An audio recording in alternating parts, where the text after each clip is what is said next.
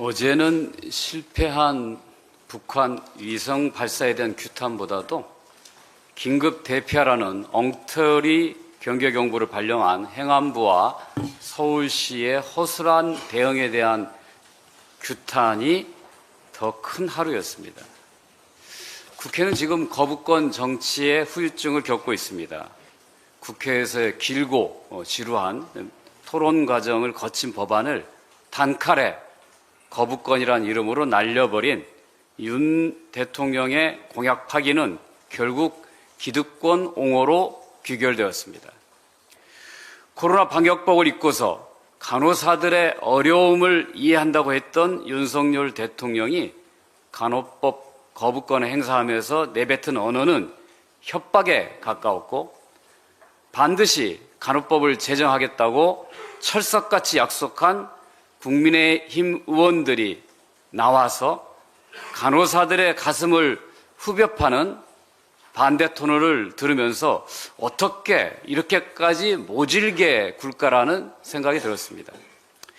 신락 같은 기대감으로 국회 방청석을 가득 메웠다가 간호법 부결을 확인하고 힘없이 울먹이며 퇴장하는 간호사들의 뒷모습을 보며 마음이 아팠습니다. 대통령의 완력을 보여준 거부권 정치는 일단 성공한 것으로 보입니다.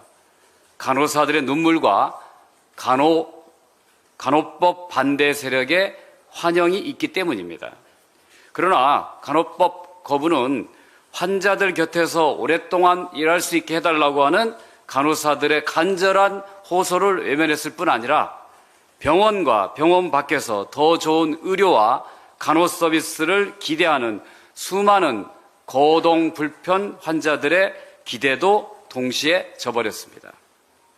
아울러 간호법 저지를 위해 간호조무사를 앞세우고 의료기사까지 넣어서 직역 간 갈등을 부추긴 의료 기득권들은 아무것도 얻지 못했습니다. 모두가 패자가 되었고 윤석열 대통령 혼자 승자가 된 것입니다. 민주당의 간호법 제정은 환자 곁을 떠나지 않게 해달라는 간호사들의 눈물 어린 호소에서 시작된 것이고, 오늘도 제대로 된 의료와 간호 서비스를 받지 못하는 병원 밖 환자들인 재택 노인과 장애인들의 고통을 덜어주기 위한 것이었습니다.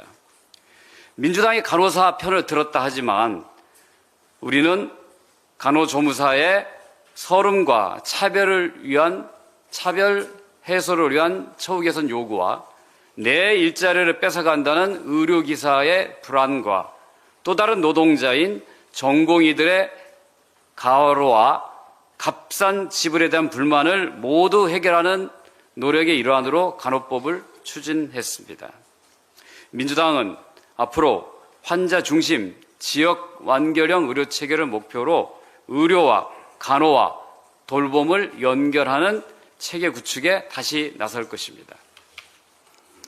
공약 파기는 간호법에 그치지 않습니다. 어제 금융중심지 추진위원회에서 발표한 금융중심지 기본계획안에 의하면 서울과 부산의 금융중심지 추진은 알맹이가 없고, 윤석열 대통령이 지난 대선 때 전북을 서울에 이은 두 번째 금융도시로 만들겠다고 하는 약속은 사라져버렸습니다. 공약으로서 지키지 않는 정부가 국민들의 지지를 받을 수는 없을 것입니다. 어제 또 윤석열 대통령은 복지의 시장화를 선언했습니다. 의료의 시장화와 복지의 시장화가 얼마나 위험한지 모르는 것입니다. 경쟁과 효율이라는 이름으로 복지의 시장화를 추구하면 시장의 실패는 더 강화될 뿐입니다. 국민연금 강화를 외치는 야당과 개인연금 활성화를 추진하는 여당, 오직 때려잡는 데는 능숙한 대통령과 아무 생각과 계획도 없는 정부, 반대만 하는 여당, 무언가 하려는 야당, 이 뒤바뀐 현실 속에서 그래도 우리는 민주당의 길을 가겠습니다.